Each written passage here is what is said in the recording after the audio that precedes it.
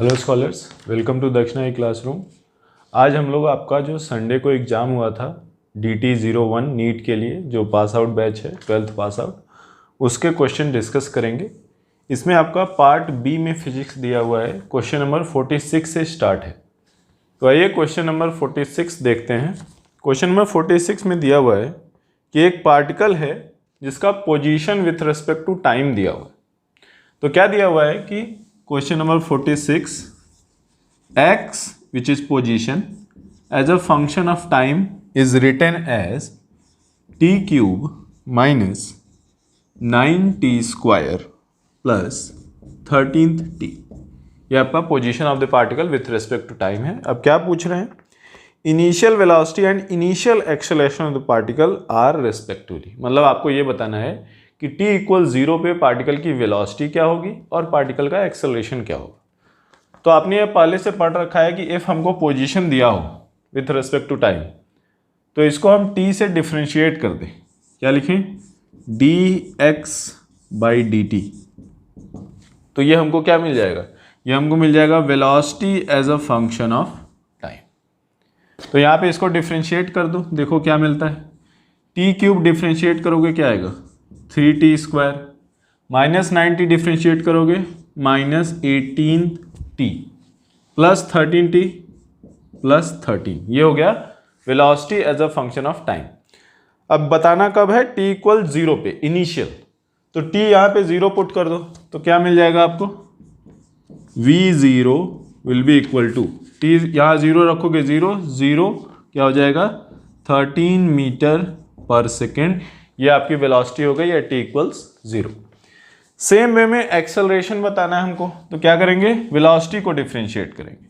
तो differentiating velocity with respect to time will give me acceleration as a function of time. ये equal कितना हो जाएगा?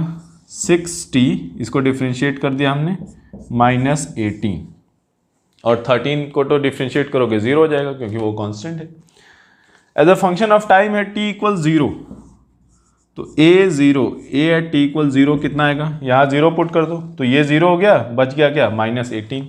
तो ये हो गया आपका minus 18 metre per second square. ये हो गया आपका एक्सेलरेशन एट t इक्वल्स 0। तो ये आपका कौन सा ऑप्शन है? Option number 4 is the correct option. Question number 47 देखते हैं। In the previous question what will be the velocity of the particle when its acceleration becomes 0 for an instant। तो देखो भाई, जो प्रीवियस क्वेश्चन हमने देखा था उसमें वेलोसिटी क्या आया था?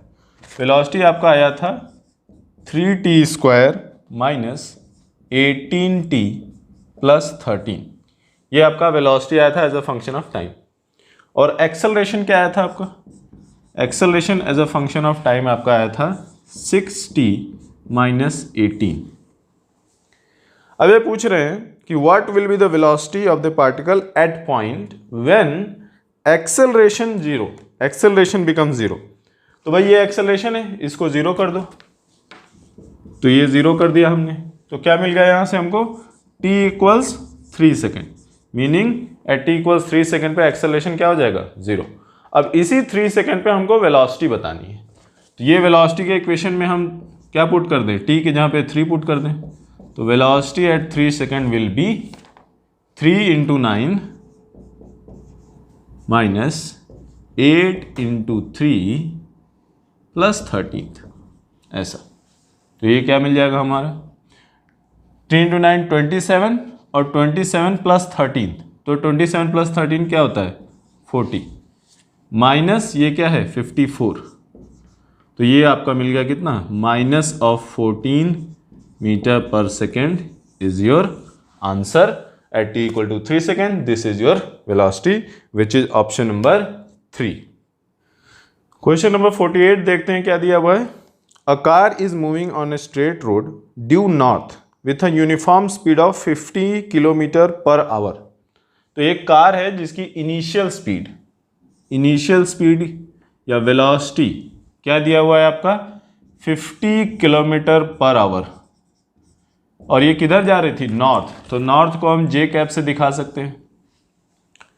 अब क्या दिया हुआ है कि when it turns left through 90 degree, तो भाई नॉर्थ जा रहा था, लेफ्ट टर्न किया, मतलब किधर चला गया, वेस्ट में, तो क्या होता है, ये ईस्ट हो गया आई कैप, ये वेस्ट हो गया माइनस आई कैप, ये नॉर्थ हो गया जे कैप, ये साउथ हो गया minus J cap.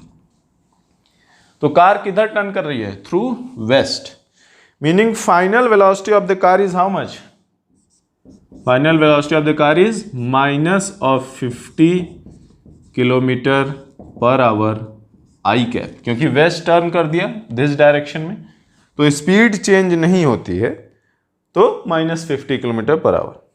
The change in velocity of the car in turning process is, तो भाई चेंज इन वेलोसिटी बताना है, तो सिंपल सा है, आप क्या करोगे, final velocity minus initial velocity, तो हम क्या बोले, चेंज इन वेलोसिटी, तो final velocity minus initial velocity, that will be your change in velocity, how much, minus 50 kilometre per hour I cap, और ये माइनस कर दोगे तो minus 50 kilometre per our J cap.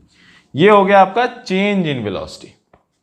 अब ध्यान से देखो, ये चेंज इन वेलोसिटी, ये जो वेक्टर है, ये वेक्टर किस डायरेक्शन में आ रहा है, यहां से देखो माइनस आई माइनस जे, तो ये वेक्टर आपका ऐसे आएगा, दिस इज आपका delta we, change in velocity. अब आपको बताना है कि भाई ये वेक्टर का मैग्नीट्यूड क्या होगा, तो मॉड ऑफ डेल्टा वी क्या बोल दोगे आप, भाई दोनों 50 हैं, तो क्या हो जाएगा 50√2 under root of 50 square plus 50 square. अब डायरेक्शन क्या होगा, भाई ये देखो ये क्या है, ये चेंज इन वेलोसिटी वेक्टर है, तो चेंज इन वेलोसिटी वेक्टर का आपका डायरेक्शन क्या है, साउथ वेस्ट, तो ये 50 किलोमीटर 50√2 किलोमीटर आपका चेंज इन वेलोसिटी हो गया, और ये किस डायरेक्शन में है, ये आपका साउथ वेस्ट डायरेक्शन में है, तो आपका option number 2 50√2 kilometre per hour in south west direction, that is the correct option. Question number 49 देखते हैं, क्या दिया हुआ है कि two bodies of different masses 2 kg and 4 kg are dropped from two different heights 30 metre and 40 metre, the ratio of times taken by two to drop through these distance will be. Now आपको Galileo का experiment याद हो कि भाई body चाहे light हो चाहे heavy हो, आप बड़ा बॉल लो चाहे छोटा बॉल लो, सेम हाइट से फेंकोगे तो सेम टाइम लगेगा, मीनिंग कि आपका जो बॉडी का साइज है 2 किलो है और 4 किलो है, टाइम कितना लगेगा इसका वेट से मास से कोई लेना देना नहीं है, इसका केवल इससे मतलब है कि आपकी हाइट कितनी है। हम एयर रेजिस्टेंस को इग्नोर कर रहे हैं, we are not taking air resistance into account, और हम ग्रेविटेशनल जी को कांस्टेंट मान रहे हैं, तो हमारा जो टाइम टेकन है वो केवल इस पे डिपेंड करेगा कि हाइट कितनी है, जैसे गैलीलियो ने अपने फेमस एक्सपेरिमेंट में शो किया था।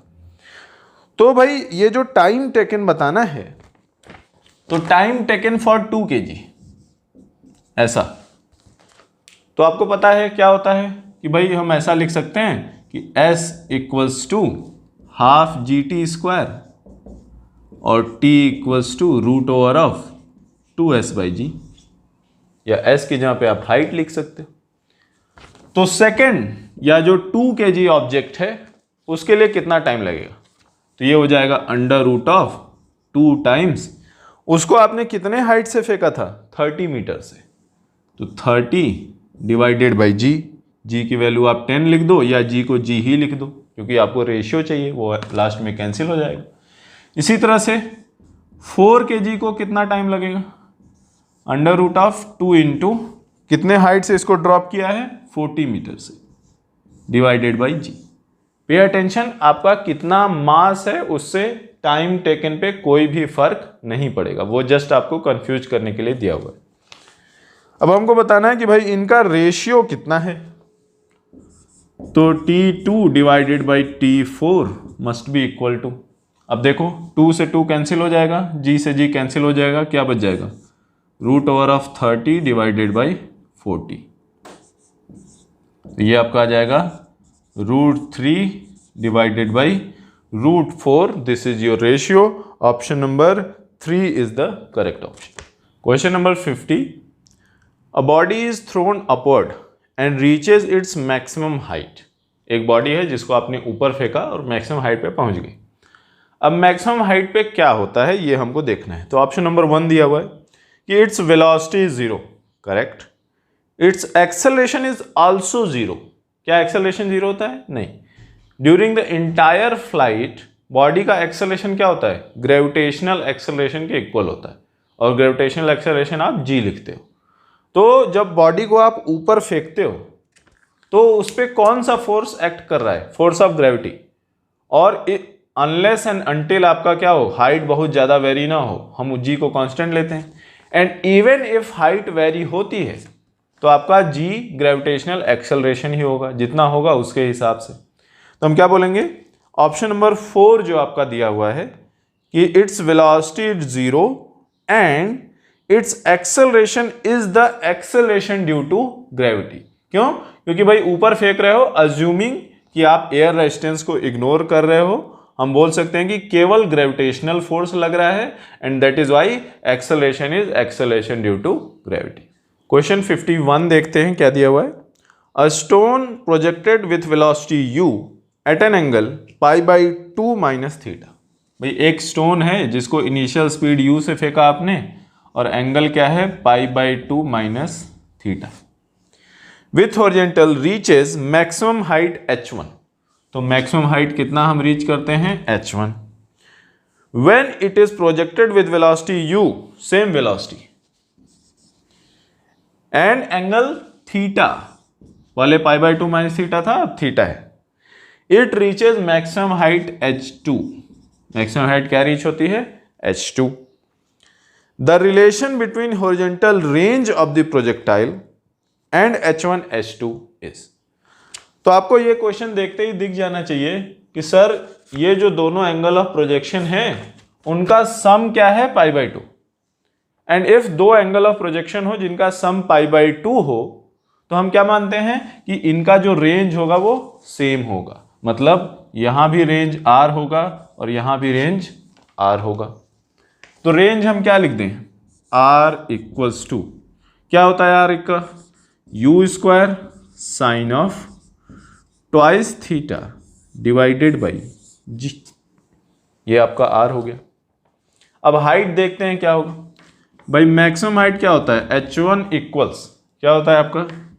u² sine square π/2 minus theta, क्योंकि h1 हम इसकी बात कर रहे हैं, तो sine square π/2 minus theta divided by twice of g। ये हो गया आपका h1। इसको आप ऐसे भी लिख सकते हो, u² साइन π/2 माइनस थीटा क्या होगा? कॉस थीटा, तो cos square theta divided by twice of g. उसी तरह से h2 लिख लो आप, h2 will be equal to u² sine square theta divided by twice of g. अब हमको करना क्या है? दिस आर h1 और h2 में रिलेशन जानना है। तो चलो देखते हैं। अब देखो h1 h2 को मल्टीप्लाई कर दें। मल्टीप्लाई क्यों कर रहे हैं? देखो यहाँ h1 मल्टीप्लाइड बाई h2, तो दिस मल्टीप्लाइड बाई दिस क्या हो जाएगा? u⁴ sign square theta cos square theta divided by 4 times g²। ऐसा। अब ध्यान से देखो, यहां पे 2 साइन 2 थीटा है, तो साइन 2 थीटा को आप ऐसे भी लिख सकते हो ना, 2 sign theta cos theta multiplied by u² divided by g। अब ध्यान देखो, यहाँ साइन थीटा कॉस थीटा है या sign square theta cos square theta है, अंडर रूट कर दो। यहाँ u² है, यहाँ u⁴ है, यहाँ g² है, यहाँ g है, तो इसको अंडर रूट कर दो। तो under root h1 h2 will be equal to how much? u² sine theta cos theta whole divided by twice of g। ये हो गया under root of h1 h2। अब ध्यान से देखो, r क्या है? सेम चीज देखो, u² sine theta cos theta divided by g, और यहां पे क्या है? Divided by twice g।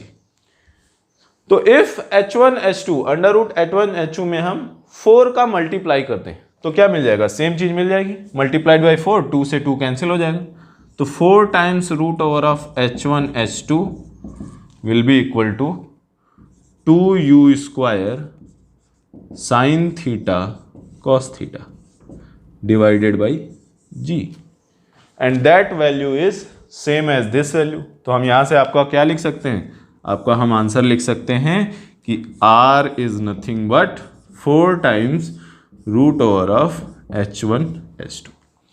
Now always remember कि h1h2 आपकी मैक्सिमम हाइट है और ये r है, ये क्या होना चाहिए, π/2 माइनस थीटा और थीटा होना चाहिए। आप ऐसा नहीं कर सकते कि एनी दो रैंडम एंगल ले लिए और बोलें कि सर ये तो आ नहीं रहा है। तो किसी भी दो रैंडम एंगल के लिए नहीं होगा, ये उसी एंगल के लिए होगा जब दोनों एंगल्स के लिए रेंज क्या हो, सेम हो। क्वेश्चन नंबर 52 क्या दिया हुआ है, equation of trajectory of a particle is given by y equals -x² plus 10x।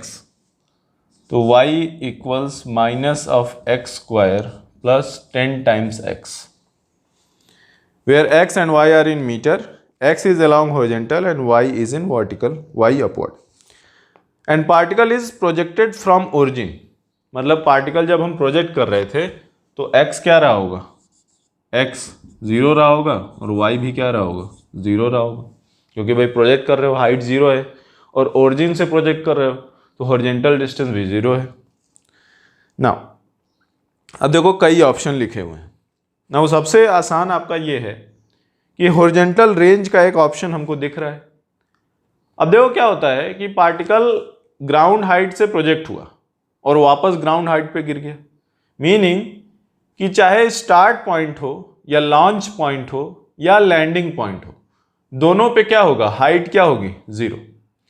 तो इफ हम यहां हाइट को 0 कर दें तो चाहे स्टार्टिंग पॉइंट हो चाहे लैंडिंग पॉइंट हो, दोनों के लिए हाइट 0 क्या होगा, सेटिस्फाई होगा। तो इसको सॉल्व करो, क्या मिलेगा, x कॉमन ले लो तो 10 माइनस x इक्वल्स 0, और इससे आपको क्या मिलता है कि x की दो वैल्यू हैं, क्या, 0 और 10। तो x की इन दोनों वैल्यू के लिए आपका हाइट क्या होता है, 0, और y तो जो होता है 0 कब कब होता है, या तो लॉन्च पॉइंट पे या तो लैंडिंग पॉइंट पे, और लैंडिंग कब होता है, रेंज पे। तो क्या हो जाएगा कि ये आपका स्टार्टिंग पॉइंट हो गया और ये आपका क्या हो गया, रेंज हो गया। तो रेंज ऑफ द पार्टिकल या projectile is how much, 10 metre. ये आपका प्रोजेक्टाइल का क्या हो गया, रेंज हो गया, विच इज ऑप्शन नंबर, कौन सा ऑप्शन है यहाँ पे आपका, B option, second option is correct. Question number 53 देखते हैं क्या दिया हुआ है, a bullet is fired from horizontal ground at some angle, कितना एंगल है हमको पता नहीं, with horizontal passes through the point 3r/4 and r/4, meaning एक बुलेट है जिसको हमने फायर किया and some point of its trajectory वो इस पॉइंट से जो 3r/4x और r/4y है उससे क्रॉस करती है, where r is the range of the bullet, assume point of projection to be origin and bullet moves in the xy plane with x axis horizontal and y axis vertically upward, then the angle of projection is. तो आपने क्या है, आपने projectile का equation पढ़ा होगा, equation of projectile क्या होता है, y equals to x tan theta into 1 minus x/r, where y क्या है, आपकी हाइट है, वर्टिकल हाइट, x क्या है, हॉरिजॉन्टल डिस्टेंस कवर्ड है, थीटा क्या है आपका, एंगल ऑफ प्रोजेक्शन है, r क्या है, रेंज है। अब देखो प्रोजेक्टाइल जिस जिस पॉइंट से पास करेगा हर पॉइंट इस इक्वेशन को सेटिस्फाई करना चाहिए। अब इन्हीं मल्टीपल पॉइंट्स में से एक पॉइंट आपका गिवन है, तो यहाँ पे y दिया हुआ है r/4, x दिया हुआ है 3r/4, tan थीटा, थीटा हमको निकालना है 1 माइनस x की वैल्यू अभी भी r/4 3r/4 यहाँ पे गिवन है, डिवाइडेड बाई रेंज, रेंज को r लिख दो, ये ऐसा, यहाँ से r कैंसिल, 4 से 4 कैंसिल, तो 1 equals 3 tan theta into 1 minus r से r कैंसिल, तो 1 माइनस 3/4, 1 माइनस 3/4 क्या हो जाएगा, 1/4, तो 3 tan थीटा/4, 3/4 tan थीटा, तो क्या मिल गया आपको, 3/4 tan थीटा इक्वल्स 1, तो यहाँ पे क्या हो जाएगा tan थीटा इक्वल्स 4/3। तो tan थीटा 4/3 आपको पता है कितने एंगल के लिए होता है, 53 डिग्री के लिए होता है। तो ये आपका आंसर आ गया। दिस वे में बहुत इजीली आप सॉल्व कर सकते हैं। क्वेश्चन नंबर 54 देखते हैं क्या दिया हुआ है। The initial velocity of a particle at t equal 0 is u। Okay, initial velocity is u, ठीक है। And the acceleration f, now remember कि एक्सेलरेशन आपका f दिया हुआ है।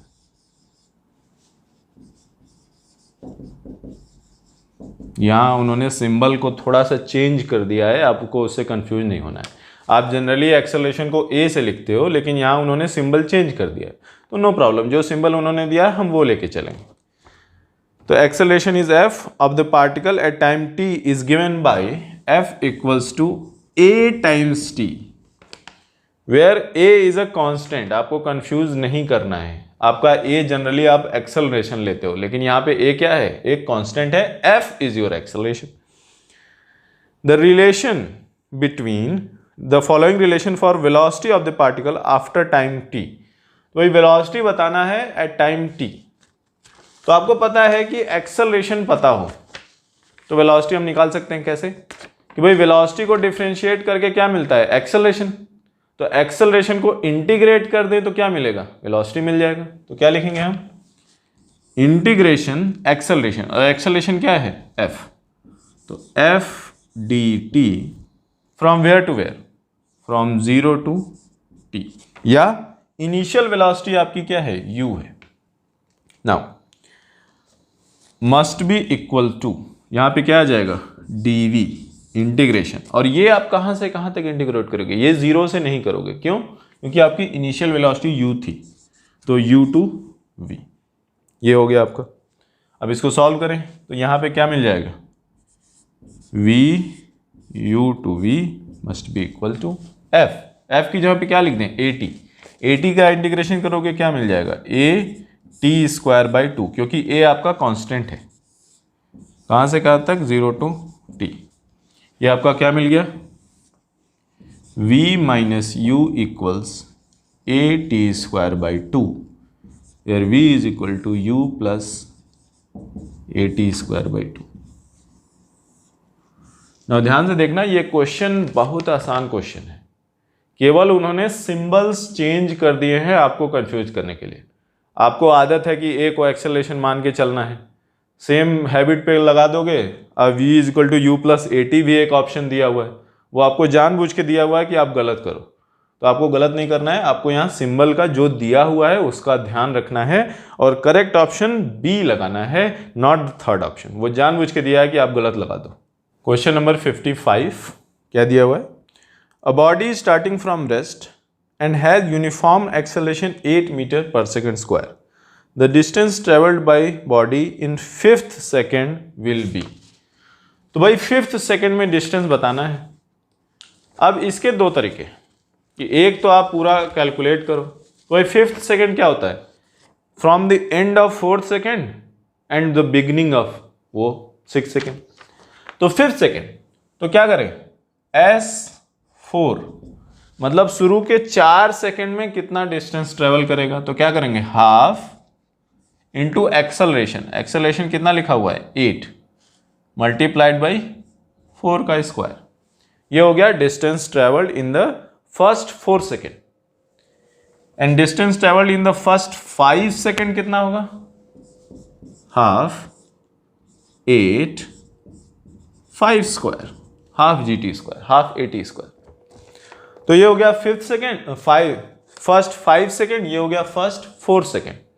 तो 5th सेकेंड क्या होगा, फर्स्ट 5 माइनस फर्स्ट 4, तो S5th, तो 5th सेकेंड में कितना डिस्टेंस होगा, S5 माइनस S4, तो ये इक्वल्स कितना हो जाएगा आपका, हाफ 8 5 स्क्वायर माइनस 4 स्क्वायर, तो ये हो जाएगा 4 इंटू 9 विच इज 36 मीटर।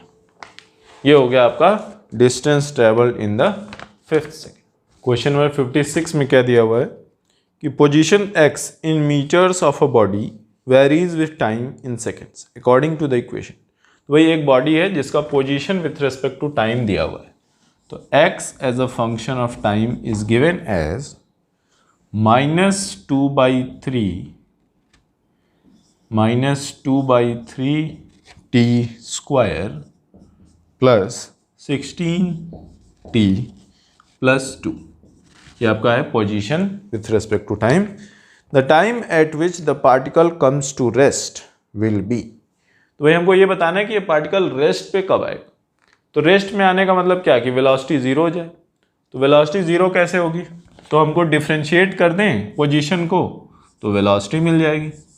तो डिफ्रेंशिएट कर दो, क्या मिल गया, यहाँ क्या आ जाएगा -4/3t प्लस 16 और 2 को डिफ्रेंशिएट करोगे जीरो हो जाएगा। ये आपका क्या हो गया, ये आपका हो गया पोजीशन, ये पोजीशन था, ये वेलोसिटी हो गया टाइम के रेस्पेक्ट। अब हमको बताना है कि वेलोसिटी जीरो कब होती है। तो भाई सिंपली क्या करें, इसको जीरो कर दें तो क्या मिल जाएगा आपको 4t/3 = 16। इसको दिस साइड ले गए तो t equals to how much 16 × 3 divided by 4 which is how much 12 second. तो स्टार्ट करने के 12 सेकेंड बाद जो बॉडी है उसकी जो वेलोसिटी होगी वो क्या हो जाएगी, जीरो हो जाएगी। क्वेश्चन नंबर 57 क्या दिया हुआ है कि velocity at the maximum height of projectile is half it's initial velocity of projection u। तो देखो कि initial velocity of projection u है, एंगल क्या है थीटा मान लेते हैं। तो आपको पता है कि मैक्सिमम हाइट पे केवल हॉरिजॉन्टल कंपोनेंट बचता है, वर्टिकल कंपोनेंट क्या हो जाता है जीरो। तो वेलोसिटी एट मैक्सिमम हाइट क्या लिख दें, V will be equal to u cos theta, और ये क्या हो जाएगा I कैप हो जाएगा हॉरिजॉन्टल कंपोनेंट।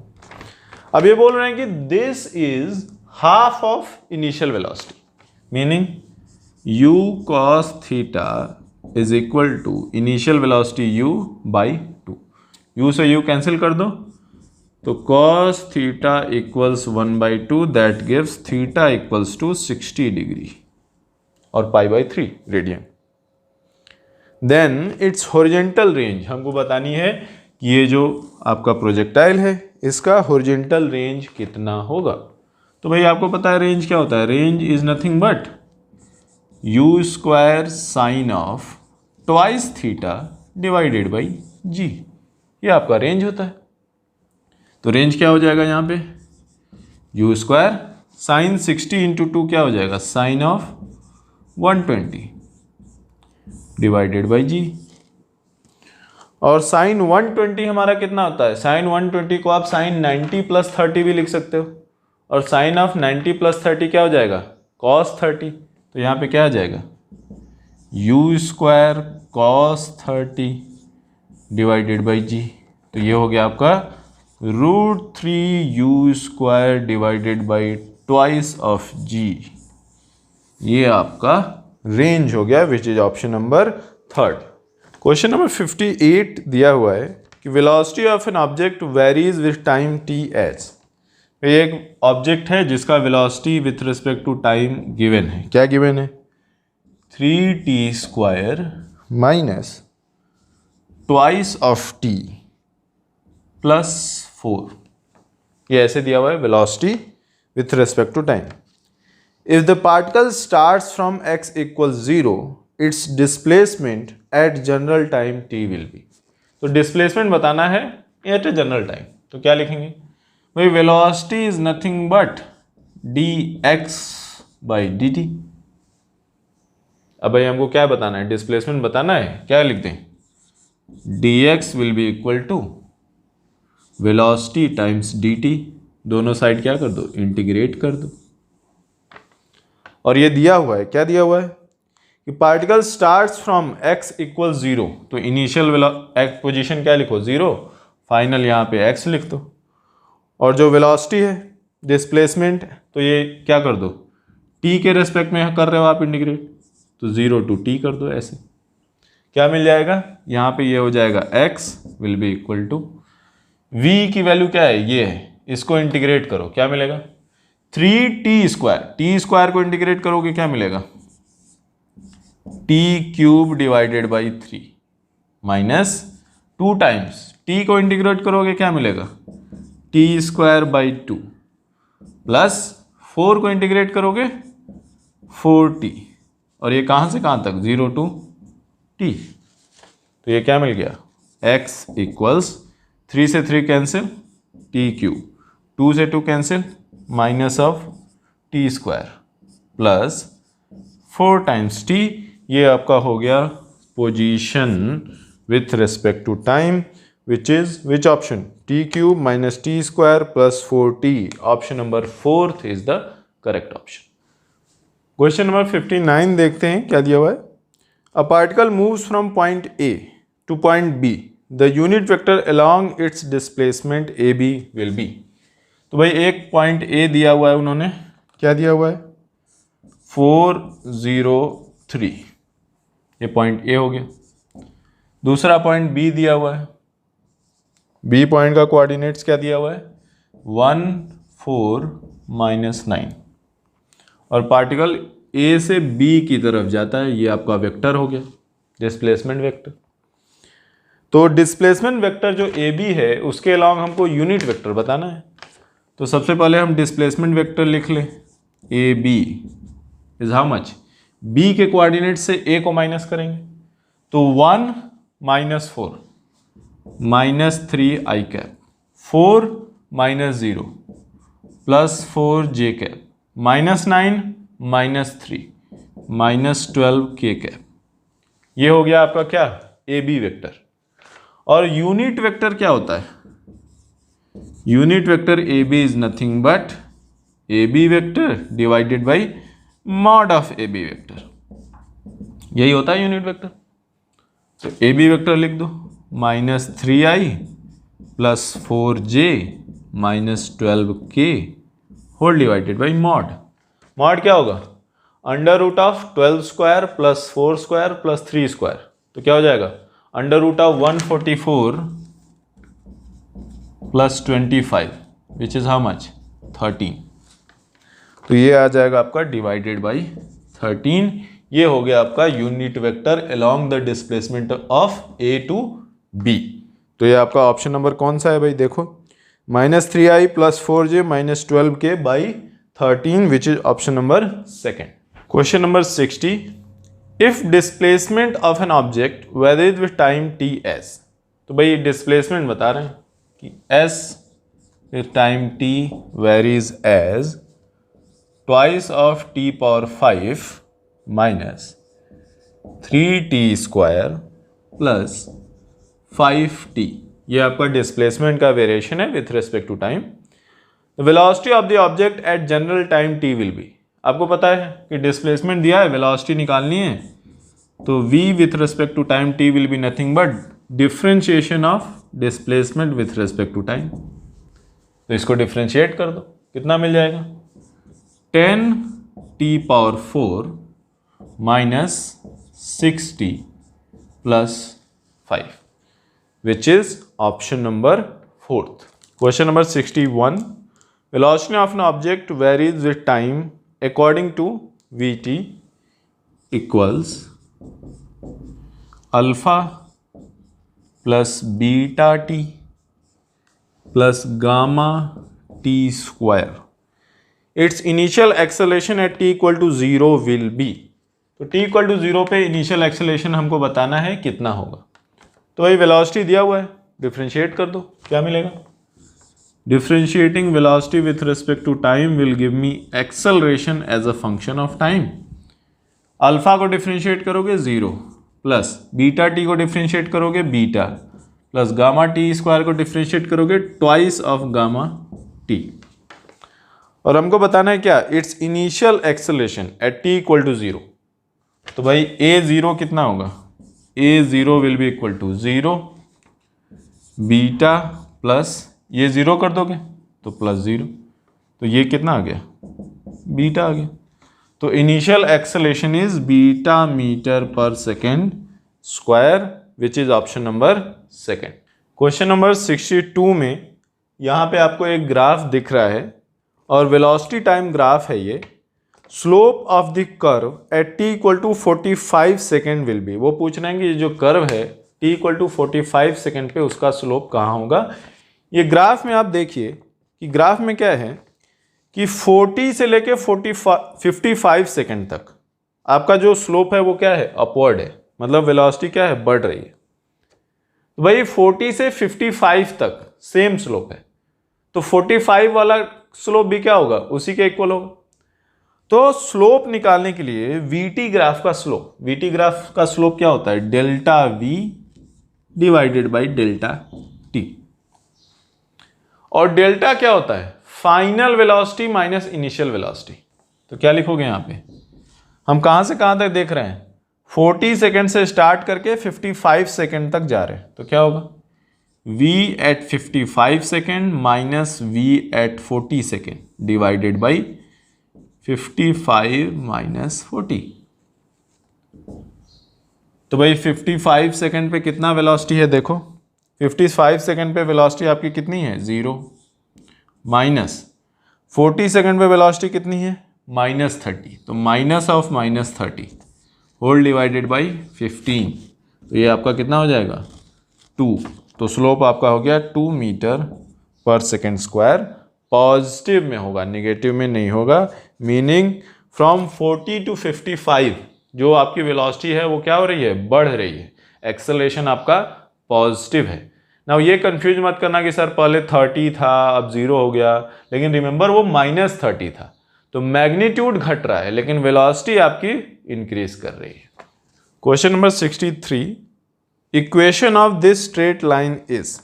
तो भाई एक स्ट्रेट लाइन यहाँ पे आपको ग्राफ दिख रहा है, उसका इक्वेशन बताना है। तो आपने पढ़ा होगा कि एक स्ट्रेट लाइन इक्वेशन होता है y equals mx plus c, where m क्या होता है, स्लोप होता है, c क्या होता है, intersection with y axis, and y तो अपना कोऑर्डिनेट है।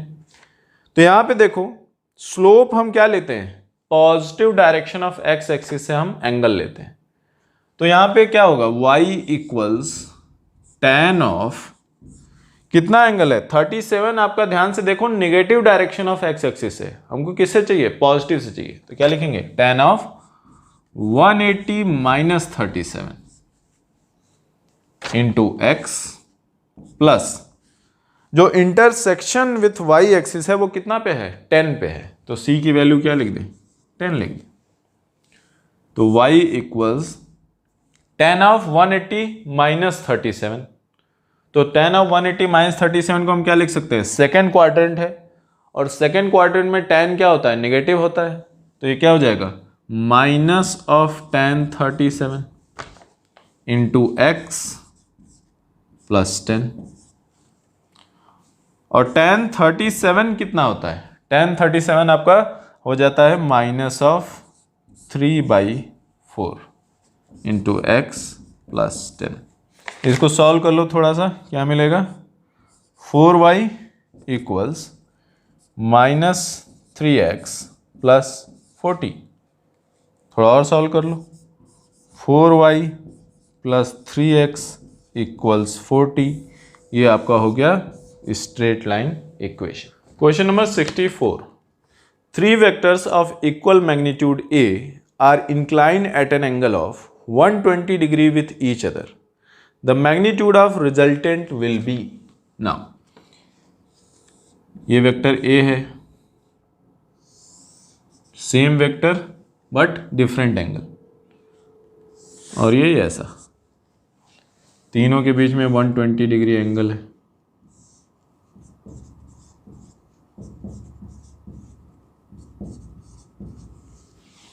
अब तीनों का रिजल्टेंट क्या होगा। नाउ अब इसको करने के दो तरीके हैं। आइदर आपको याद हो कि भाई sir 3 vector if same magnitude हो एंड 120 हो तो इनका मैग्नीट्यूड क्या होता है, इसको आपने सॉल्व किया होगा जरूर क्लास में। नहीं किया है तो चलो देखते हैं कितना आएगा। ना ध्यान से देखो, इफ फर्स्ट 2 वेक्टर्स को हम ऐड करके तीसरे में कर दें तो मैग्नीट्यूड मिल जाएगा। तो चलो ये वेक्टर और दिस वेक्टर को ऐड करें, क्या मिलेगा, under root of a square plus a square plus twice a square cos 120, और कॉस 120 को हम क्या लिख सकते हैं, माइनस ऑफ साइन 30 भी लिख सकते हैं, और साइन 30 क्या होता है, 1/2 होता है, तो माइनस ऑफ 1/2, तो 2 से 2 कैंसिल, माइनस ए स्क्वायर कैंसिल, तो क्या आ गया, ए आ गया। मीनिंग इन दोनों वेक्टर्स का रिजल्टेंट का मैग्नीट्यूड कितना होगा, वेक्टर के मैग्नीट्यूड के इक्वल होगा, तो मैग्नीट्यूड हो गया ए। अब ये मैग्नीट्यूड ए हो गया, ये यहां पे ऐसे ए आ गया मैग्नीट्यूड, और इसका एंगल कितना हो जाएगा, सिंस ये दोनों सेम हैं, ये एंगल आपका 60 हो जाएगा। अब ध्यान से देखो क्या है, ये टोटल कितना है 180, ये ए आपका मैग्नीट्यूड सेम मैग्नीट्यूड, और दोनों क्या है अपोजिट टू ईच अदर है, तो क्या हो जाएगा, इसका सम और इसका सम क्या हो जाएगा 0। तो क्या कर दें, इसको वेक्टर ए बोल दो, इसको वेक्टर 2 बोल दो, और इसको वेक्टर 3 बोल दो, तो आपको क्या मिल रहा है, vector A plus vector 2 is nothing but negative of vector 3, तो तीनों को ऐड करके क्या मिल जाएगा, 0 मिल जाएगा। तो ये 64th क्वेश्चन को आप एक जनरल याद रख सकते हो, इफ 3 वेक्टर्स आर देयर जिनका मैग्नीट्यूड सेम है और उनका आपस में एंगल कितना है 120 है, सबका एक दूसरे के साथ 120 एंगल है, तो तीनों वेक्टर्स का सम आपका क्या मिलेगा, हमेशा 0 मिलेगा, डज नॉट मैटर कि मैग्नीट्यूड कितना है। क्वेश्चन नंबर 65 देखते हैं क्या दिया हुआ है। 2 vectors a and b are represented by 2 adjacent sides of a parallelogram in such a way that mod of a plus b is equals to mod of a minus b, ये ऐसा। Then parallelogram में B, ये कौन सा parallelogram होगा ये हमको बताना है। अब ध्यान देखो, mod of A plus b आपका कितना मिलता है, under root of, and if हम दोनों साइड स्क्वायर कर दें तो कोई फर्क पड़ेगा क्या, कोई फर्क नहीं पड़ेगा क्योंकि मॉड है। तो यहाँ पे क्या लिख दो, A square plus B square plus twice A B cos theta must be equals to, यहाँ पे क्या मिलेगा, A square plus B square minus twice A B cos theta, A square plus B square cancel, क्या मिल जाएगा, twice A B cos theta is equal to minus of twice A B cos theta, और A और B तो क्या है magnitude है, उनका तो साइन पॉजिटिव ही है। सो ये तभी पॉसिबल है जब आपकी कॉस थीटा की वैल्यू क्या हो जाए, 0 हो जाए, क्योंकि भाई ए और बी तो मैग्नीट्यूड है, मैग्नीट्यूड तो हमेशा पॉजिटिव होता है, तो ये पॉजिटिव है ये पॉजिटिव है, इधर माइनस है इधर प्लस है, ऐसा तो हो नहीं सकता। तो कब होगा, जब कॉस थीटा क्या हो जाए, 0 हो जाए, और कॉस थीटा 0 कब होगा, जब थीटा क्या हो जाए 90 डिग्री हो जाए, मतलब ए और बी के बीच का एंगल कितना है 90 डिग्री। अब देखो, out of the 4 options given, any quadrilateral no, rhombus no, trapezium no, rectangle, rectangle में क्या होता है, किसी भी 2 साइड्स के बीच का एंगल आपका क्या लेते हो, ये ए हो गया, ये बी हो गया, ये पैरेललोग्राम हो गया, ये क्या हो जाएगा 90 डिग्री हो जाएगा। तो आपका second option is the correct option, कि द पैरेललोग्राम में बी रेक्टेंगल। अब वो आपका स्क्वायर भी हो सकता है, लेकिन आपका जो गिवन ऑप्शन है उसमें से केवल rectangle is the correct option. Question number 66, if A and B are 2 vectors such that, क्या दिया हुआ है देखो, कि mod of A minus twice B equals to mod of A plus B, ये आपका इक्वेशन दिया हुआ है, and mod A equal mod B, ऐसा। Then the angle between vector A and vector B is pi by x, तो theta equals pi by x, तो x की value बतानी है। तो देखो इसको सॉल्व करो, एंड यहाँ पे हम दोनों साइड पे स्क्वायर कर दें, कोई फर्क नहीं पड़ेगा। तो क्या मिल जाएगा हमको, A square plus twice of B square, क्या हो जाएगा, minus of 2 times A twice B cos theta, which is equals to A square plus B square plus 2ab cos theta. देखो ए स्क्वायर कैंसिल, क्या मिल जाएगा यहाँ पे, 4b square B square, तो 3b square minus 4ab cos theta plus 2ab cos theta, this side ले आओ, minus 6ab cos theta, और ये दोनों तो हम सॉल्व कर चुके हैं, इक्वल्स 0। अब क्या हो जाएगा, यहां से b भी एक कैंसिल कर दो, क्या मिल जाएगा,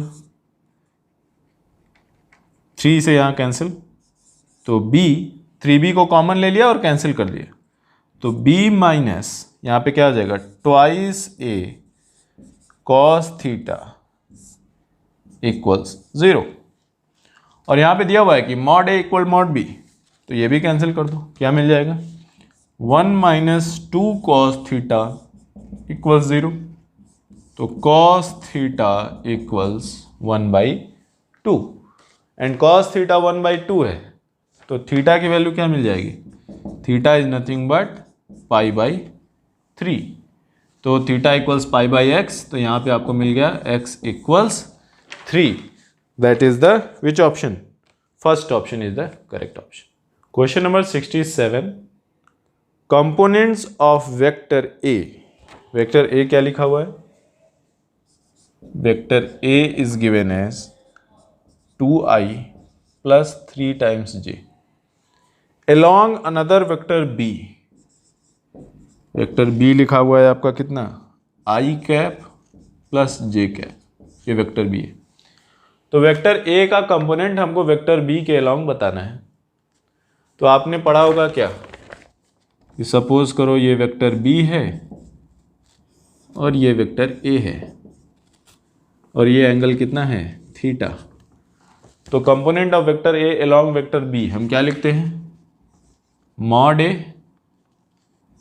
कॉस थीटा, और इधर आ गया अब b यूनिट वेक्टर, ऐसा हम कंपोनेंट लिखते हैं, component of vector a along vector b। तो यहां पे हम क्या लिख दें, a b यूनिट वेक्टर को आप क्या लिख सकते हो, b vector divided by mod b, और कॉस थीटा को क्या लिख सकते हो आप, कॉस थीटा को आप लिख सकते हो vector a dot vector b divided by a b, ये ऐसा, ये हो गया आपका कंपोनेंट। इसको थोड़ा सा सॉल्व कर लो, क्या मिलेगा, a से a को यहाँ पे कैंसिल कर दो, तो क्या मिलेगा, vector b multiplied with a dot b divided by b square, क्योंकि a तो यहाँ पे कैंसिल हो गया। So this is your component of vector a along vector b। अब इसको सॉल्व करो, क्या मिलेगा, b वेक्टर क्या है, i plus j, a dot b कितना आएगा, 2 plus 3 divided by mod b का स्क्वायर, तो मॉड b आपका कितना है, √2, तो √2 का स्क्वायर कितना हो जाएगा, 2, तो ये आपका कितना आ जाएगा, 5/2 i cap plus j cap. This is your component of vector a along the direction of vector b।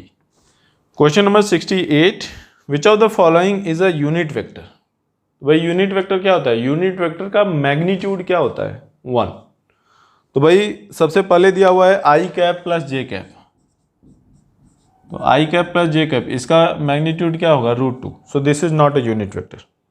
उसके बाद दिया हुआ है 1/√2 cos theta i cap minus sine theta j cap, तो इसका मैग्नीट्यूड क्या होता है 1, तो इसका टोटल मैग्नीट्यूड हो गया 1/√2, so this is also not a unit vector. उसके बाद दिया हुआ है क्या, साइन थीटा आई कैप प्लस 2 कॉस थीटा जे कैप। तो इसका मैग्नीट्यूड क्या हो जाएगा, इसका मैग्नीट्यूड आपका हो जाएगा कितना, ये आपका क्या हो जाएगा 4 कॉस स्क्वायर थीटा, तो ये हो जाएगा आपका √1 + 3 cos square theta. So this is also not a unit vector. Fourth option क्या दिया हुआ है कि 4i cap minus 3j cap minus 12k cap divided by 13। तो ये ऊपर जो वेक्टर है इसका मैग्नीट्यूड क्या लिखोगे, √16 + 9 + 144 विच इज़ 169, और 169 का √13 होता है, तो 13/13 इसका मैग्नीट्यूड क्या है 1 है। तो यूनिट वेक्टर आपको आइडेंटिफाई करना हो, आप सिंपली क्या देखो कि उसका मैग्नीट्यूड क्या होगा, और यूनिट वेक्टर का मैग्नीट्यूड क्या होना चाहिए 1 होना चाहिए। तो fourth is the correct option. Question number 69, the angle between two vectors given by, दो वेक्टर दिए हुए हैं उनके बीच का एंगल बताना है। तो आपको पता है क्या होता है कि पहला है वेक्टर यहाँ पे दिया हुआ है, vector a is given as 6i + 6j + 3k, और सेकेंड वेक्टर बी दिया हुआ है आपका 7i + 4j - 4k, और हमको एंगल बताना है। तो एंगल क्या होगा, आपको पता है कि एंगल आइदर हम कॉस प्रोडक्ट यूज करके फाइंड आउट कर सकते हैं और क्रॉस प्रोडक्ट। तो यहाँ पे क्या हो जाएगा, a.b will be equal to a mod a mod b cos theta, and cos theta is nothing but a.b divided by mod a mod b। कितना आएगा, a.b करो तो 42, 6 × 7 42 plus 6 × 4 24 plus 3 × -4 -12 whole divided by mod A कितना होगा 36 + 36 72, और 72 + 9 81, तो √81 कितना होता है 9 होता है, तो 9। मॉड बी क्या होगा, तो यहाँ पे क्या हो जाएगा 49 + 16 + 16, तो क्या मिलेगा 49 + 32, और 49 + 32 कितना होता है 81, तो √81 इज हाउ मच 9। तो ए और बी दोनों वेक्टर का मैग्नीट्यूड क्या है सेम, तो ये कितना मिल गया 42 + 24 - 12, तो 42 + 12, तो ये हो जाएगा कितना 54 डिवाइडेड बाई 81, तो 54/81 इज हाउ मच। ध्यान से देखो, इसको आप क्या कर सकते हो 6 divided by 9 which is how much 2/3। 27 से देखो 27 × 2 54, 27 × 3 81, तो cos थीटा इज 2/3, तो angle theta is nothing but cos inverse of 2/3 which is option number 3।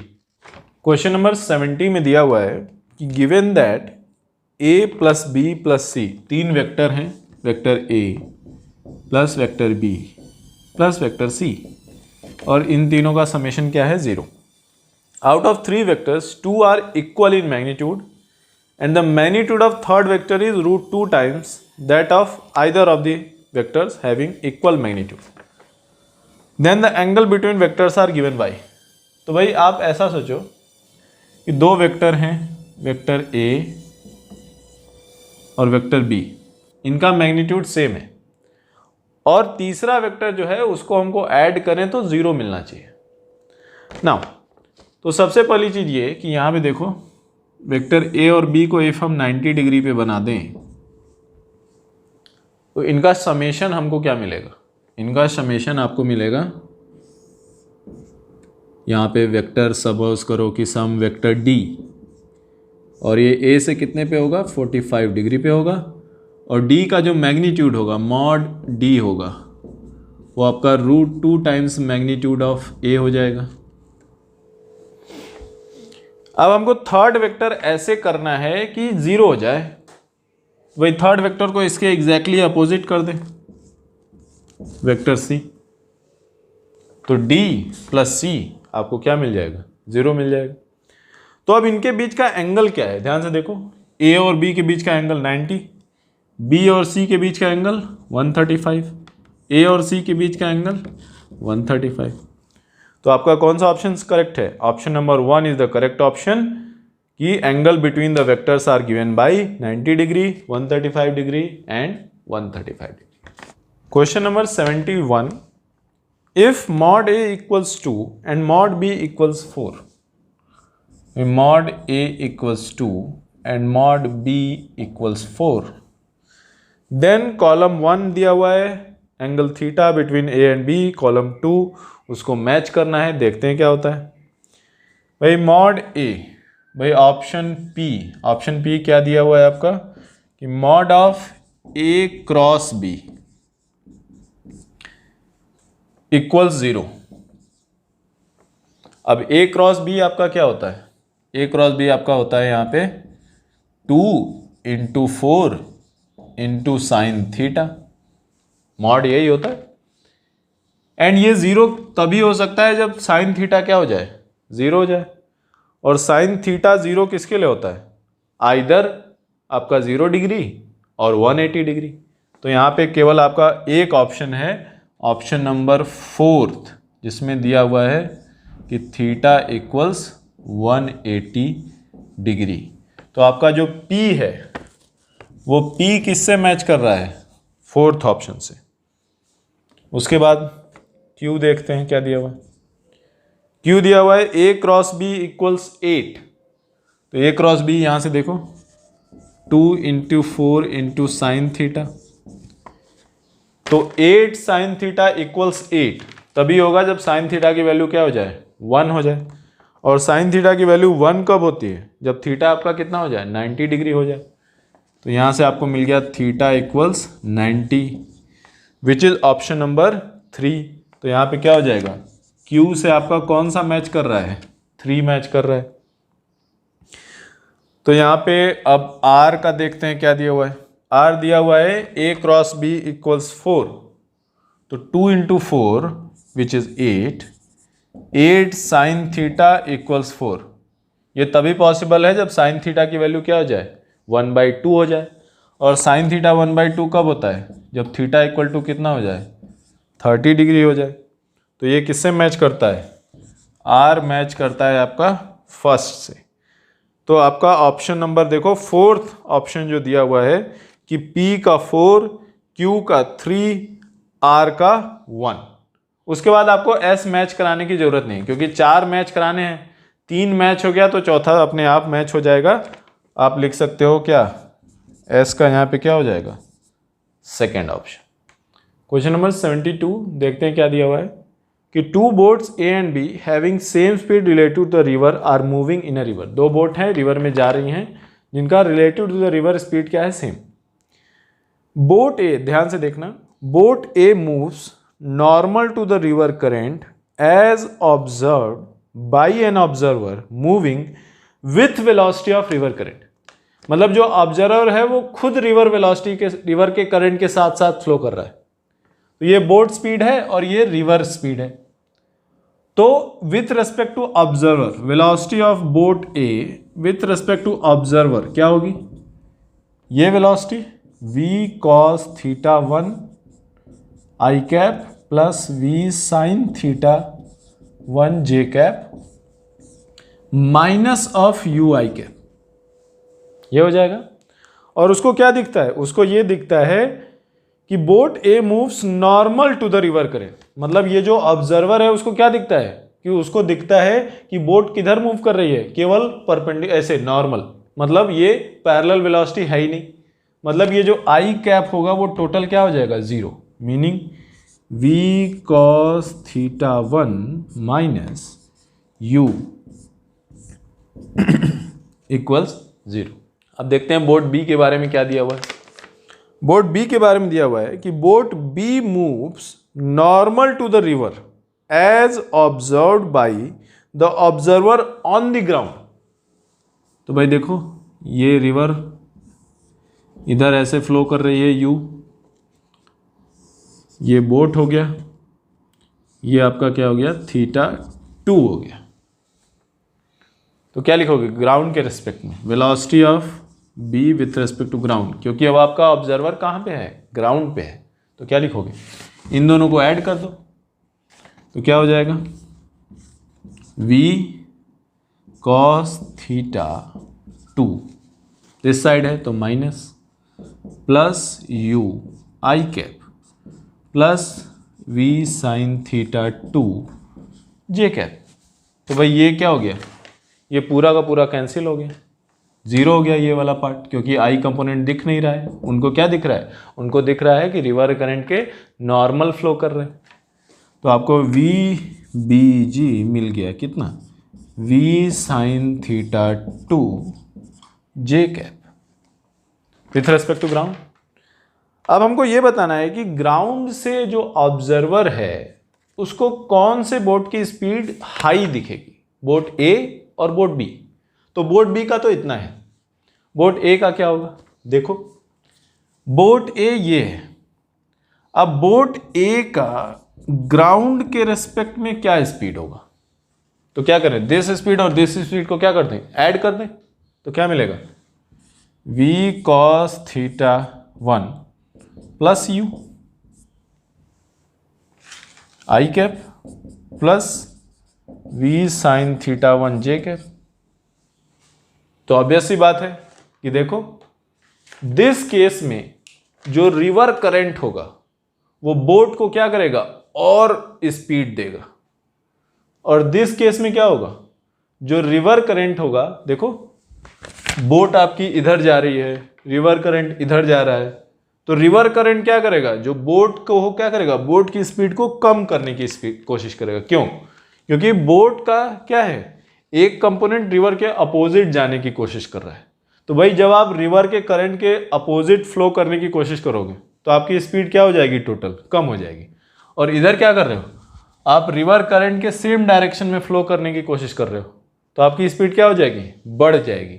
तो ग्राउंड से आपको क्या दिखेगा, ग्राउंड पे एक जो ऑब्जर्वर है उसको क्या दिखेगा, उसको ये दिखेगा कि बोट ए आपका क्या हो रहा है, फास्ट मूव कर रहा है, बोट बी स्लो मूव कर रहा है। Why, because boat b is trying to move opposite to the flow of river and boat A is trying to move in the same direction as the flow of river.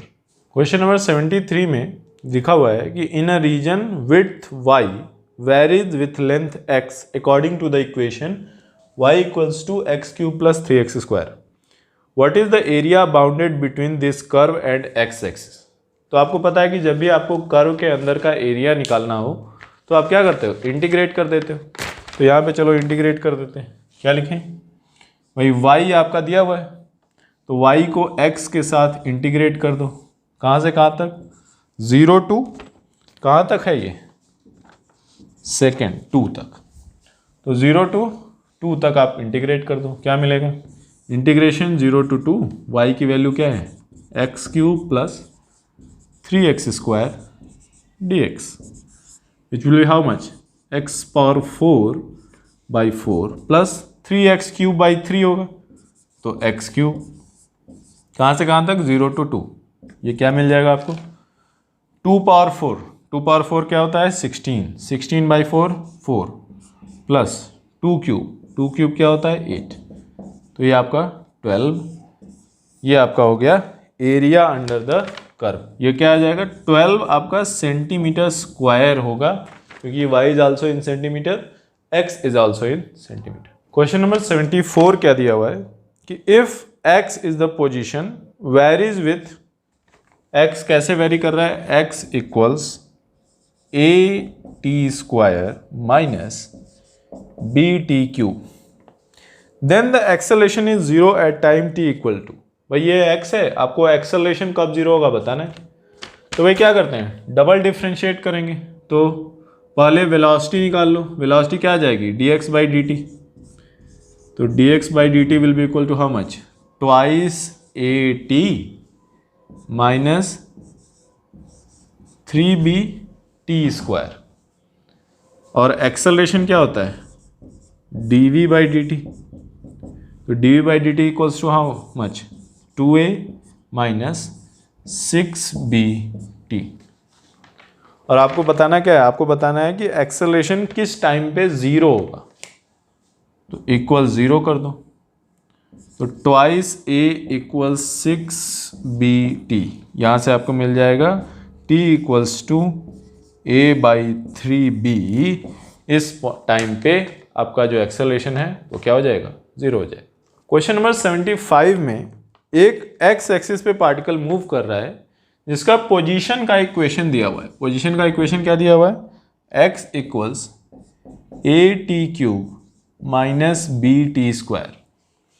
और हम पूछ रहे हैं कि भाई after t equal to zero velocity of the particle moving on the x axis is zero at time equals to.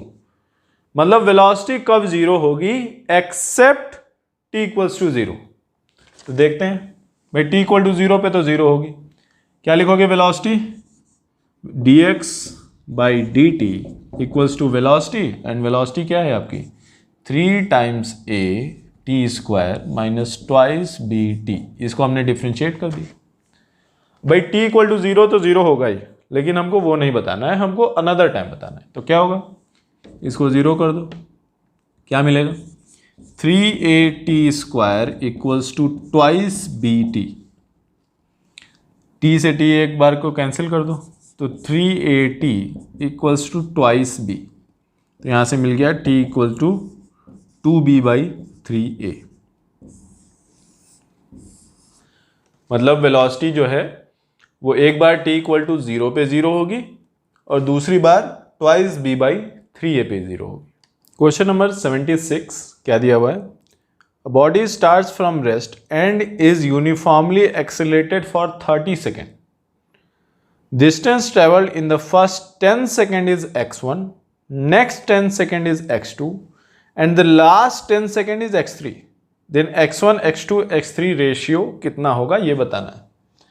भाई देखो, इस पे एक वेरी इंटरेस्टिंग प्रॉपर्टी है, पता नहीं आप लोगों ने क्लास में पढ़ा है कि नहीं पढ़ा है। वेरी इंटरेस्टिंग प्रॉपर्टी देखो कि इफ एक्सेलरेशन कांस्टेंट हो तो इक्वल इंटरवल ऑफ टाइम में जो रेशियो होता है वो चेंज नहीं होता है। कैसे, चलो देखते हैं। तो लेट अस सपोज हम क्या करते हैं कि t लेते हैं कि भाई फर्स्ट t सेकेंड।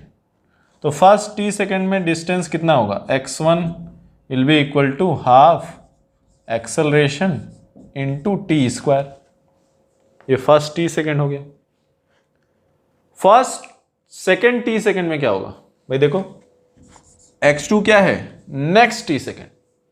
तो नेक्स्ट t सेकेंड का मतलब क्या, जीरो से ट्वाइस t का जो डिस्टेंस है माइनस जीरो से t तक का जो डिस्टेंस है, तो क्या हो जाएगा half a twice T square minus half a t square. भाई जीरो से 2 सेकेंड तक का माइनस जीरो से 1 सेकेंड तक का, तो ये क्या मिल जाएगा, सेकेंड का डिस्टेंस। इसी तरह से थर्ड नेक्स्ट t सेकेंड, तो क्या मिल जाएगा, 0 टू 3t का डिस्टेंस माइनस 0 टू 2t का डिस्टेंस, क्या मिल जाएगा half a 3t square minus half a twice t square whole square है। नाउ रिमेंबर, ये तभी काम करेगा जब इनिशियल स्पीड क्या हो, जीरो हो। ये ऐसा आ गया। अब इसको थोड़ा सा सॉल्व करें, क्या मिलेगा, half A T square 4t square T square, तो क्या मिल जाएगा 3 times half A T square. और इसको सॉल्व करोगे 9t square minus 4t square कितना हो जाएगा 5, तो 5 times half A T square. आपको रेशियो क्या मिल रहा है, 1:3:5।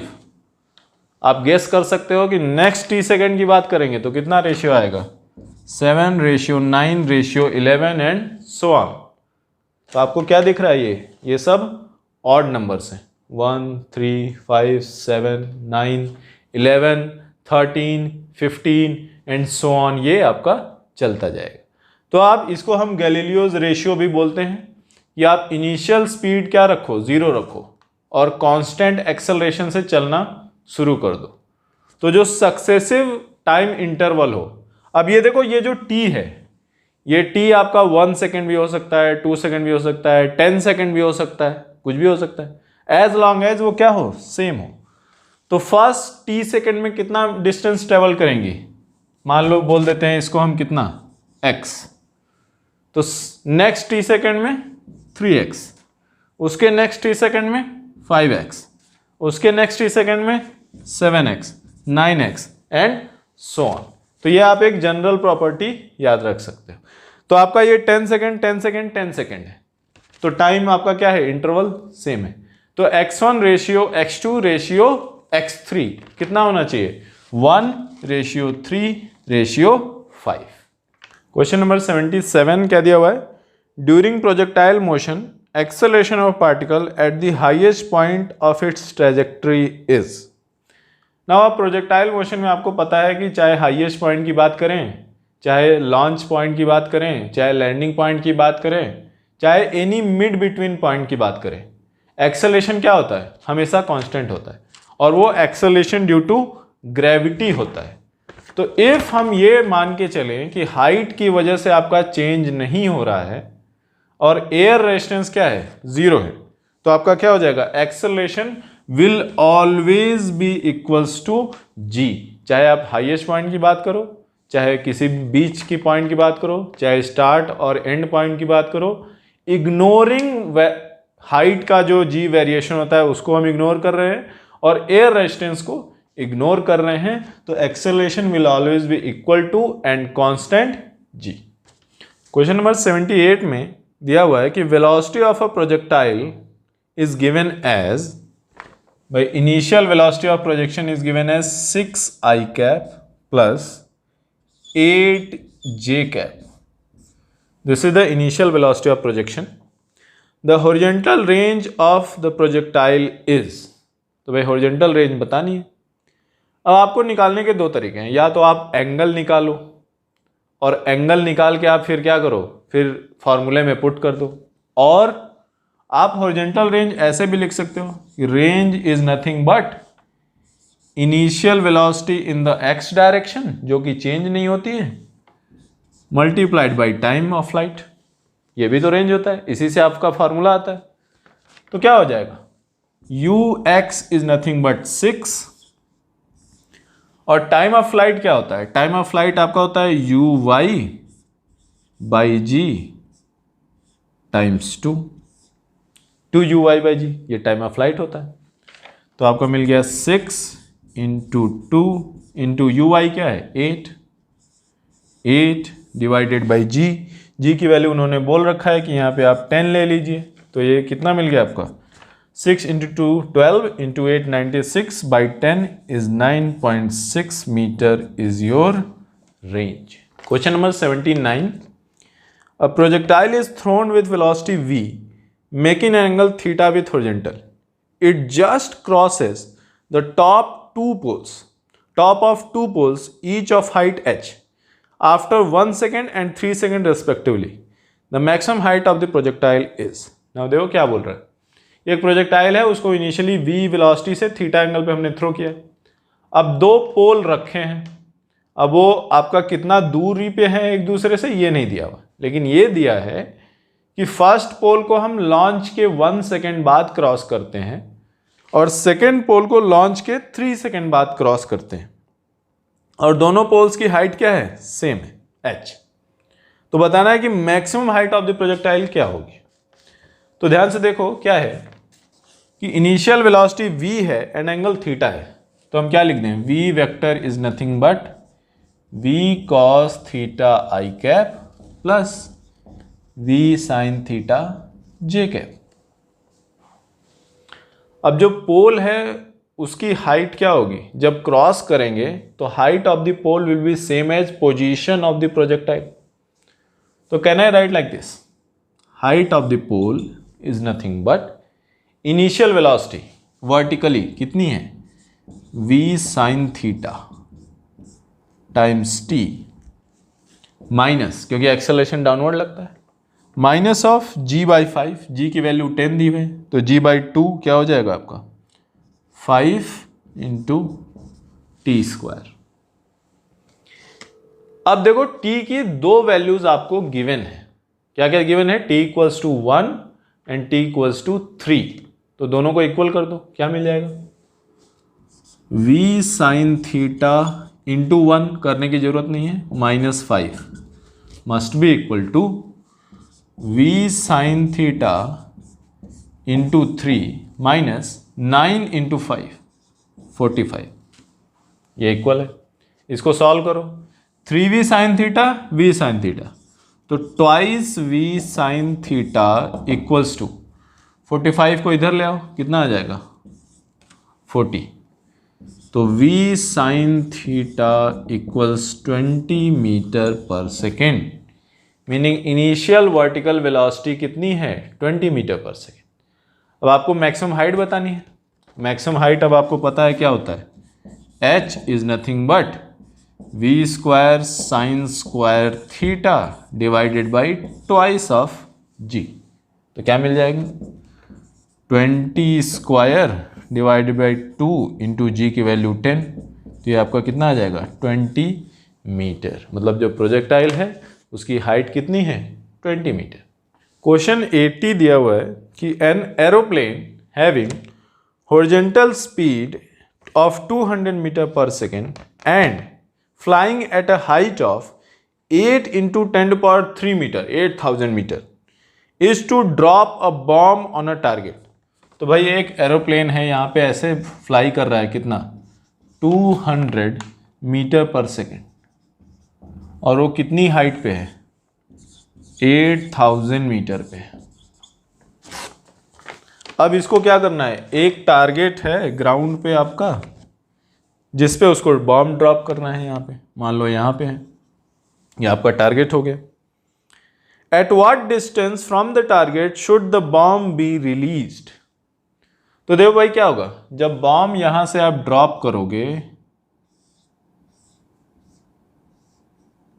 जब बॉम्ब ड्रॉप करोगे तो क्या होगा, बॉम्ब जितने टाइम में नीचे आएगा, लेकिन बॉम्ब आपका क्या है एरोप्लेन से ड्रॉप हुआ है, तो बॉम्ब की हॉरिजॉन्टल वेलोसिटी भी होगी, तो जितने टाइम में बॉम्ब ग्राउंड पे आए सेम टाइम पे आपका हॉरिजॉन्टल डिस्टेंस कवर होना चाहिए। तो initial speed of the bomb क्या लिखोगे, ux equals 200 metre per second and uy equals 0 metre per second, क्योंकि आप ड्रॉप कर रहे हो और प्लेन तो हॉरिजॉन्टल फ्लाई कर रहा था। तो भाई जितने टाइम पे बॉम्ब आपका 8000 मीटर नीचे आए सेम टाइम पे इतना डिस्टेंस जाना चाहिए। तो 8000 मीटर नीचे आने में बॉम्ब को कितना टाइम लगेगा, तो देखो 8000 मीटर इक्वल्स टू हाफ जी की वैल्यू 10 टाइम्स t², तो यहाँ से आपको मिल जाएगा t² इक्वल्स टू 1600, तो यहाँ से मिल जाएगा t इक्वल्स टू 40 सेकेंड। मतलब बॉम्ब को ड्रॉप होने के बाद ग्राउंड को स्ट्राइक करने में कितना लगेगा 40 सेकेंड, और इफ उसको टारगेट हिट करना है तो थोड़ा पहले ड्रॉप करना पड़ेगा ना, क्योंकि टारगेट के ऊपर ड्रॉप करेंगे तो बॉम्ब किधर जाएगा और आगे जाके गिरेगा। तो हम क्या मानेंगे कि भाई इतना x जो है ये x must be equal to initial speed ux times t, ये टाइम, तो ux आपका कितना है 200, तो 200 इंटू 40 ये हो गया मीटर, इसको किलोमीटर में कन्वर्ट कर दो तो कितना हो जाएगा 8 किलोमीटर। मीनिंग कि बॉम्ब को आपको कब ड्रॉप करना पड़ेगा, इफ टारगेट हिट करना है तो आपको टारगेट से 8 किलोमीटर पहले ही आपको बॉम्ब को क्या कर देना है, ड्रॉप कर देना है। इफ आप टारगेट के ऊपर आने के बाद ड्रॉप करोगे तो वो 8 किलोमीटर आगे जाके हिट करेगा, आपका स्ट्राइक नहीं होगा। Question number 81, a particle moves in a plane with constant acceleration in a direction different from initial velocity। भाई एक पार्टिकल है ये इस प्लेन में, ये जो बोर्ड ऑफ, ये आपका व्हाइट बोर्ड है, तो प्लेन ऑफ व्हाइट बोर्ड में ये मूव करता है। अब क्या दिया हुआ है कि particle moves in a plane with constant acceleration different from initial velocity. तो भाई ये कांस्टेंट एक्सेलरेशन हो गया और ये इनिशियल वेलोसिटी हो गया, दोनों डिफरेंट है। तो क्या दिया हुआ है, the path of the particle will be. तो भाई किसी एक पार्टिकल को आप थ्रो करते हो तो किस पाथ में जाता है, आपको ऑलरेडी पता है कि ये पैराबोला होता है। तो आपको ये याद होना चाहिए कि एनी पार्टिकल, आप इनिशियल वेलोसिटी को थ्रो करो एंड इफ उसका एक्सेलरेशन कांस्टेंट हो और इनिशियल वेलोसिटी के डायरेक्शन में ना हो, सेम डायरेक्शन ना हो, तो it will always move in a parabola. And if same हो जाए, मतलब वेलोसिटी, इनिशियल वेलोसिटी एंड ये जो एक्सेलरेशन है, दोनों का डायरेक्शन क्या हो जाए, सेम हो जाए, तब वो क्या हो जाएगा, स्ट्रेट लाइन हो जाएगा, otherwise it will be a parabola. Question number 82, ये आपका एक वीटी ग्राफ दिया हुआ है और ग्राफ के 3 पार्ट है, 0 to A, OA, AB and BC, और ये तीनों पार्ट में एक्सेलरेशन कितना होगा ये हमको बताना है। नाउ ग्राफ को देख के सीधे सीधे आपको समझ में आ जाना चाहिए कि सर AB तो वेलोसिटी कांस्टेंट है, तो AB में एक्सेलरेशन क्या होगा, 0। उसके बाद O to A, acceleration O to A क्या लिखेंगे, चेंज इन वेलोसिटी। तो भाई देखो ये यहाँ पे क्या दिया हुआ है, ये 10 दिया हुआ है, तो पहले 0 था अब 10 हो गया, तो 10 माइनस 0 divided by 10 second which is 1 meter per second square. Acceleration B to C क्या लिखोगे, फाइनल वेलोसिटी 0, इनिशियल वेलोसिटी 10, कितना टाइम लगा 20 to 40, 20 सेकेंड, तो कितना आ गया minus of 0.5 metre per second square. तो OA का एक्सेलरेशन कितना है 1 meter per second square, AB का एक्सेलरेशन कितना है 0 मीटर, क्योंकि स्ट्रेट लाइन है 0 मीटर पर सेकेंड स्क्वायर, और B to C देखो वेलोसिटी क्या हो रही है, डिक्रीज हो रही है, तो वेलोसिटी डिक्रीज हो रही है तो एक्सेलरेशन भी क्या होना चाहिए, निगेटिव होना चाहिए, तो minus of 0.5 metre per second square. Question number 83 में आपका एक डिस्प्लेसमेंट वर्सेस टाइम कर्व दिया हुआ है और ये पूछ रहे हैं कि instantaneous speed is maximum at, तो 3 पॉइंट दिया हुआ है आपका, point A, point B, point C, और आपको पता है कि इंस्टेंटेनियस स्पीड को हम सिंपली क्या लिखते हैं, ds/dt, डिस्प्लेसमेंट और टाइम कर्व का स्लोप। तो स्लोप जहां पे मैक्सिमम होगा वही आपकी इंस्टेंटेनियस स्पीड मैक्सिमम होगी। तो out of the given 3 points, point A, point B, point C, किसका स्लोप आपको ज़्यादा दिख रहा है, देखो यहाँ पे ये 10, यहाँ पे ऐसे, और यहाँ पे ये, तो B का स्लोप आपको मैक्सिमम दिख रहा है, तो जो पॉइंट B है वहाँ पे इंस्टेंटेनियस स्पीड क्या होगी, सबसे ज़्यादा होगी। क्वेश्चन 84 देखते हैं क्या दिया हुआ है। If the initial velocity is u which is given as u velocity is given as I cap plus 3j cap meter per second, while acceleration is given as 1.5 I cap plus 0.5 j cap meter per second square, then speed at time 2 second is, तो v equals to u plus 80,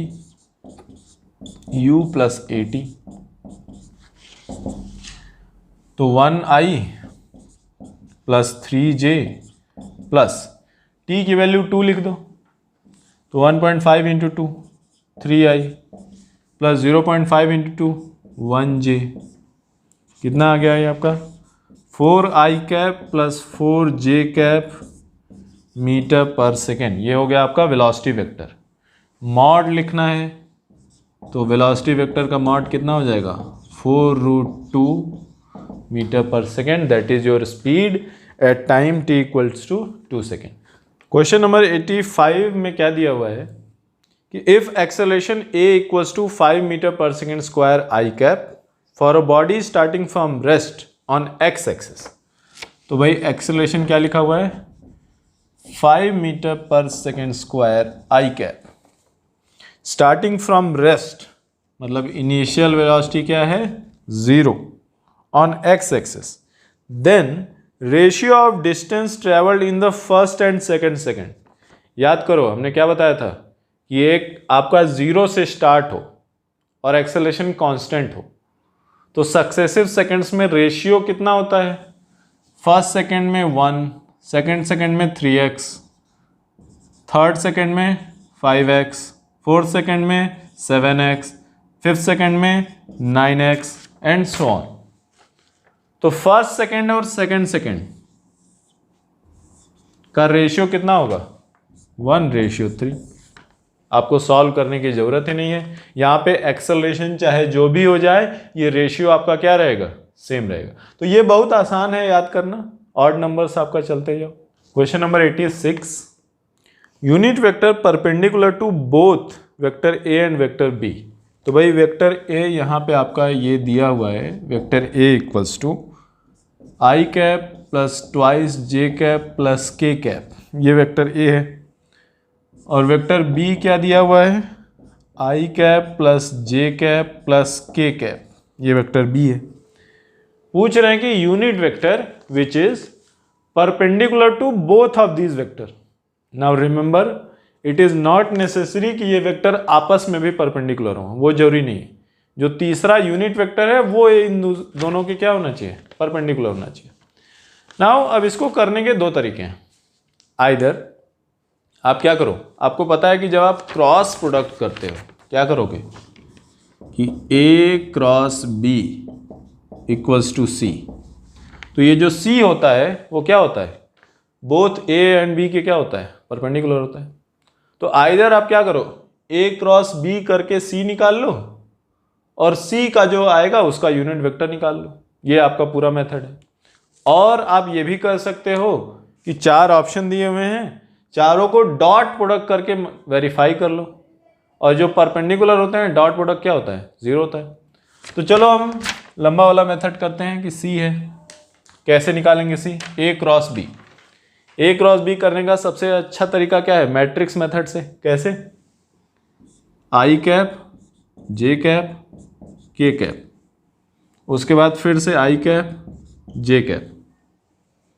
A cross B करना है तो A को पहले लिखेंगे, क्या लिखेंगे, 1 I cap है, ट्वाइस जे कैप है, 1 के cap, 1 I cap twice J cap.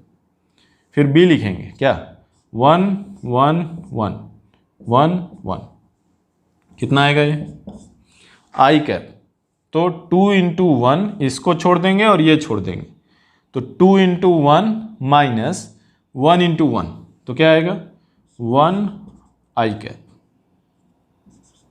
Plus J cap, तो next to 1 into 1 minus 1 into 1 0, 0 J cap plus K cap 1 into 1 minus 2 into 1, तो माइनस के कैप। ये हो गया आपका vector C, A cross B। अब ये वेक्टर का unit vector क्या होगा, यूनिट वेक्टर क्या होता है, C vector divided by mod of C। तो क्या हो जाएगा, I cap minus K cap divided by root over of 2। ये यूनिट वेक्टर होगा जो आपका बोथ A एंड B के परपेंडिकुलर होगा। क्वेश्चन नंबर 87 में आपका एक्सेलरेशन वर्सेस टाइम ग्राफ दिया हुआ है और पूछ रहे हैं कि वेलोसिटी पे क्या फर्क पड़ेगा। तो भाई देखो यहाँ एक्सेलरेशन वर्सेस टाइम ग्राफ है और आप देख के कंफ्यूज हो सकते हो कि सर यहाँ पे तो एक्सेलरेशन कम हो रहा है, वेलोसिटी डिक्रीज होनी चाहिए। नो, एक्सेलरेशन का मैग्नीट्यूड कम हो रहा है बट अभी भी वो क्या है, पॉजिटिव है। एक्सेलरेशन क्या है, पॉजिटिव है, मीनिंग कि rate of change of velocity तो आपका कम हो रही है बट स्टिल वेलोसिटी आपकी क्या हो रही है, इंक्रीज हो रही है। As long as acceleration remains positive velocity will keep on increasing. Velocity को डिक्रीज होने के लिए एक्सेलरेशन को किधर आना पड़ेगा, नेगेटिव में आना पड़ेगा, लेकिन इस ग्राफ में एक्सेलरेशन हमेशा क्या है, पॉजिटिव। तो your velocity continuously increases it's another matter कि आपका जो rate of increase of velocity है वो आपका कम या यहाँ पे कम होता है फिर बढ़ता है, लेकिन स्टिल इट इज इंक्रीजिंग। तो option number 1 is the correct option, velocity continuously increases. Question number 88, for a body with constant acceleration the motion is best represented by, एक आपका v वर्सेस x का ग्राफ है, velocity versus displacement graph, और acceleration आपका क्या दिया हुआ है, कांस्टेंट। तो if you remember I can write acceleration equals to v dv by dx। I can write acceleration like this, and आपको वेलोसिटी वर्सेस x चाहिए, तो क्या लिखें, v dv equals a dx, और एक्सेलरेशन तो आपका क्या है, कांस्टेंट, तो क्या लिख दें, v square by 2 equals ax, assuming initial velocity 0 है और इनिशियल पोजीशन भी क्या है, 0 है। तो ये क्या हो जाएगा, v square equals twice ax। आपका ये क्या है, आपका ये पैराबोला का ग्राफ है। पैराबोला का ग्राफ ये कैसे बनेगा,